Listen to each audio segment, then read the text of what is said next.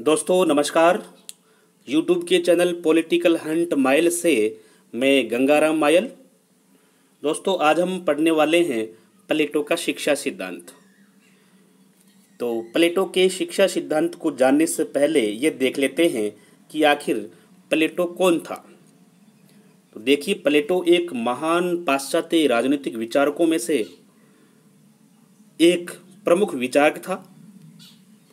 इस महान विचारक का जन्म 428 ईसा पूर्व एथेंस नामक नगर में हुई थी।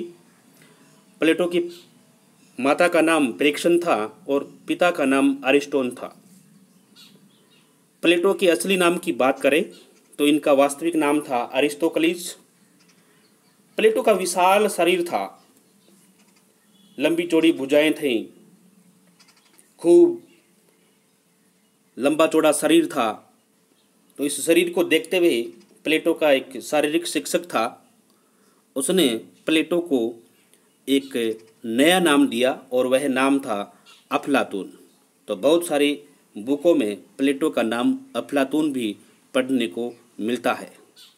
प्लेटो की आयु जैसे ही 20 वर्ष की होती है, वह शिक्षा प्राप्त करने के लिए सुकरात के आश्रम में यानी विद्यालय में चला जाता है। प्लेटो ने सुकरात के विद्यालय में रहते हुए 8 वर्ष तक शिक्षा प्राप्त की।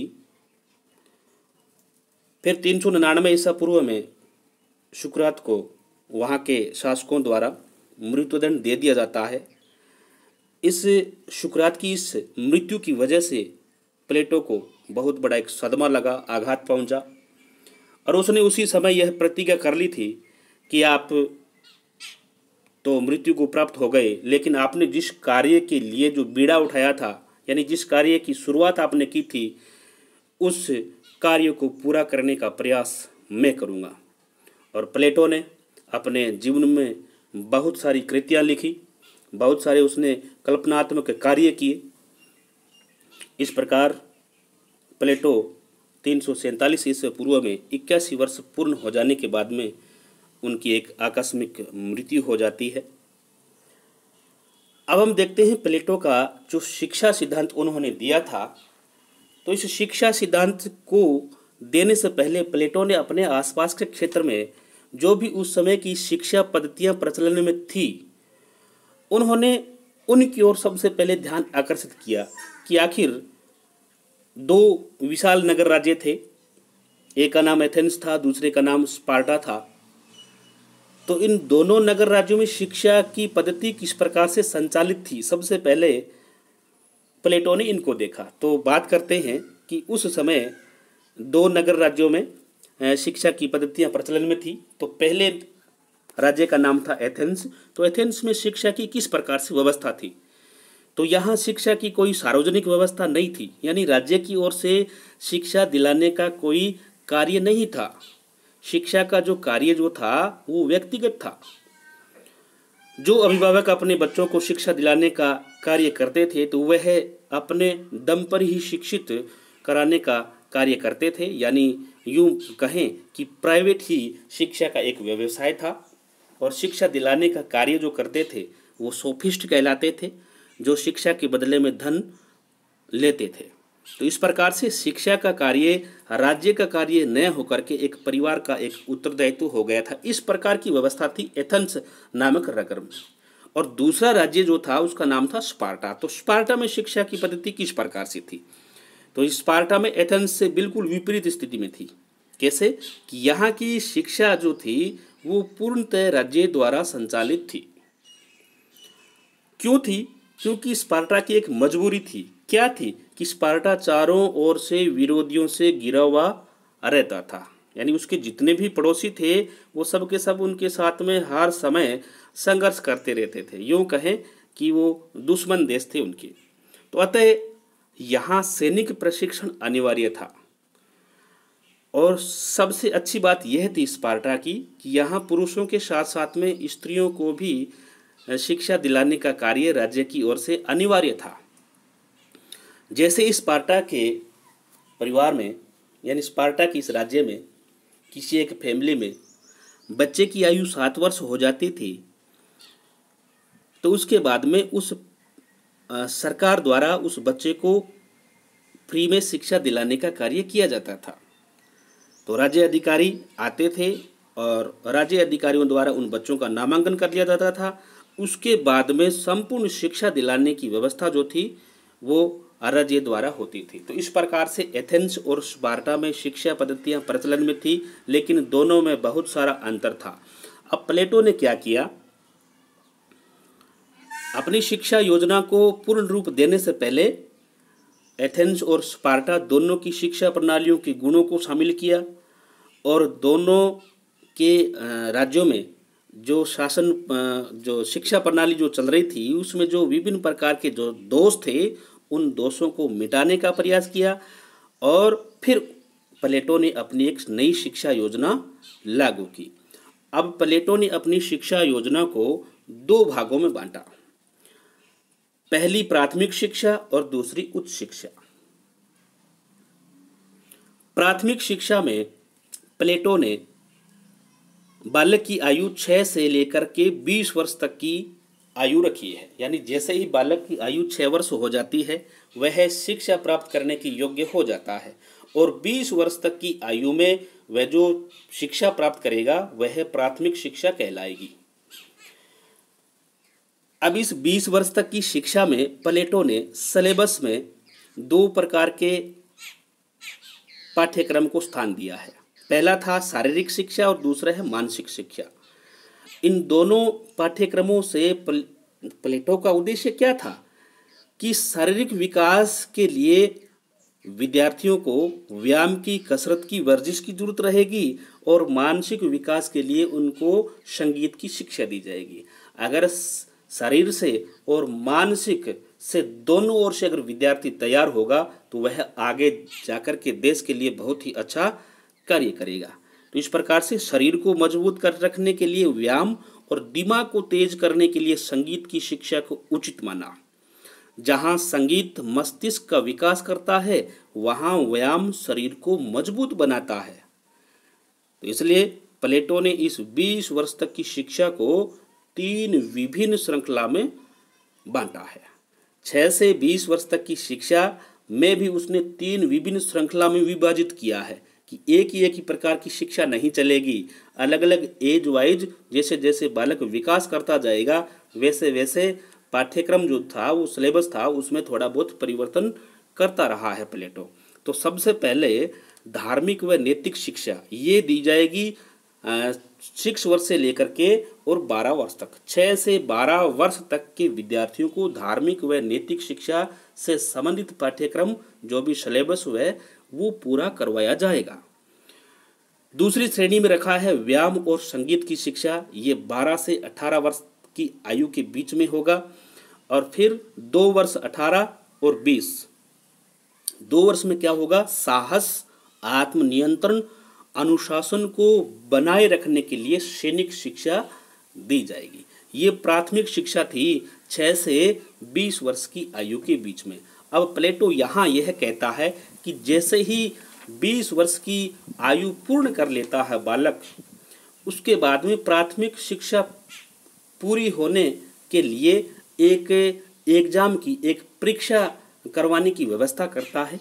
प्लेटो कहता है कि इस परीक्षा में जो विद्यार्थी उत्तीर्ण हो जाएंगे वो उच्च शिक्षा के लिए चले जाएंगे और जो विद्यार्थी अनुत्तीर्ण रह जाएंगे, असफल हो जाएंगे, तो वो ऐसे विद्यार्थियों के हाथ में जो सैनिकों की जो बागडोर होती है, जो राज्य की आंतरिक और बाह्य सुरक्षा का जिम्मा उनके हाथ में सौंप दिया जाता है।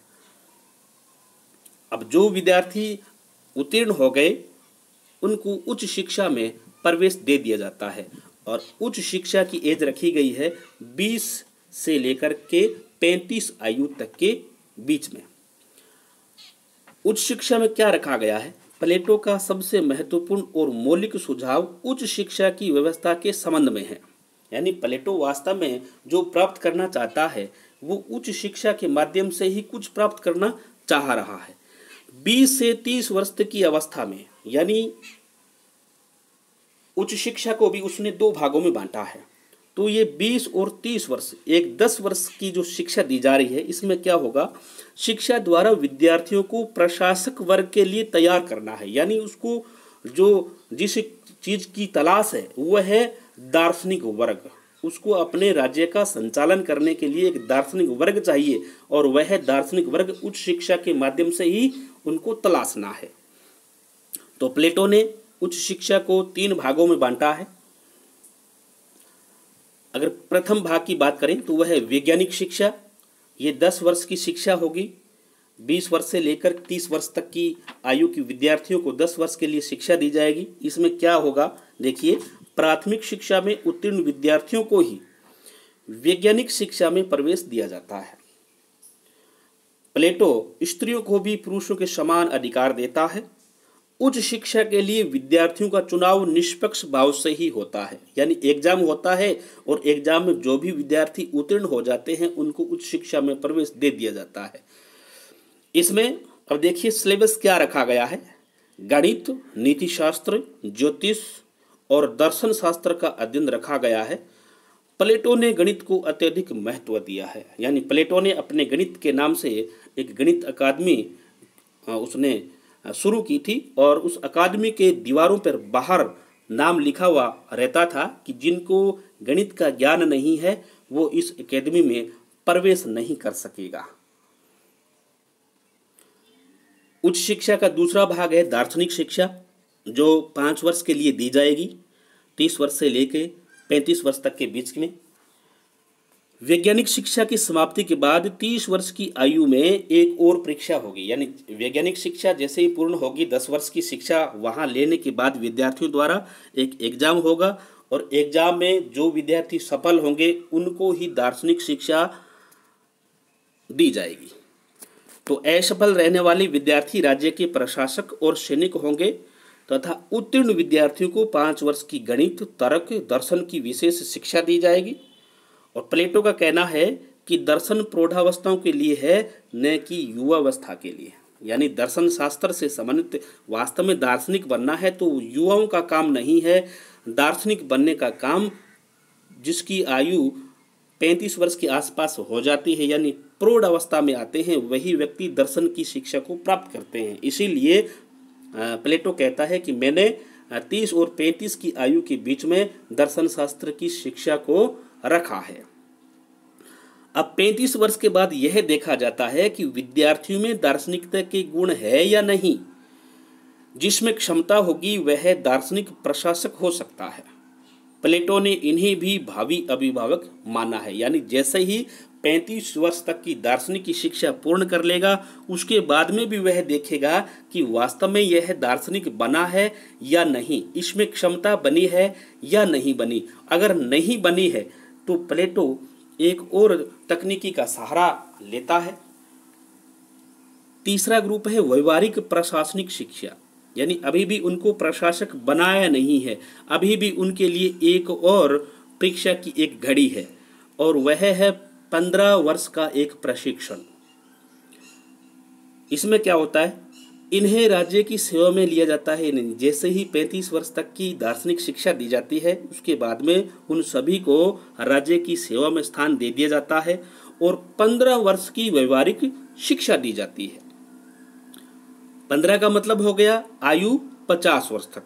तो 50 वर्ष तक जो व्यक्ति पूर्णतः खरा उतरेगा उसे अंतिम लक्ष्य तक पहुंचने के लिए संपूर्ण सुविधाएं दी जाएगी। ऐसे में दार्शनिक नए ज्ञान की खोज करेंगे और राज्य का शासन संभालेंगे तथा भावी पीढ़ी को प्रशिक्षित करते हुए अपने उत्तराधिकारी नियुक्त करेंगे। इसके अलावा प्लेटो ये भी कहता है कि 35 वर्ष की आयु तक शिक्षा देने के बाद भी प्लेटो संरक्षकों के शिक्षण को अपूर्ण मानता है। अभी तक उन्हें कोरी बौद्धिक शिक्षा मिली है, उन्हें संसार का क्रियात्मक अनुभव नहीं है। अतः प्लेटो के अनुसार जो हर प्रकार के श्रेष्ठ सिद्ध हों वे आगे के 15 वर्ष तक संसार की पाठशाला में तूफानी थपेड़े और धक्के खाकर व्यवहारिक ज्ञान प्राप्त करें। तो इस प्रकार जो व्यक्ति 50 वर्ष की उम्र तक हर अग्नि परीक्षा में खरे उतरेंगे वे ही दार्शनिक राजा बनेंगे और राज्य का शासनभार संभालेंगे। तो ये प्लेटो की शिक्षा योजना थी।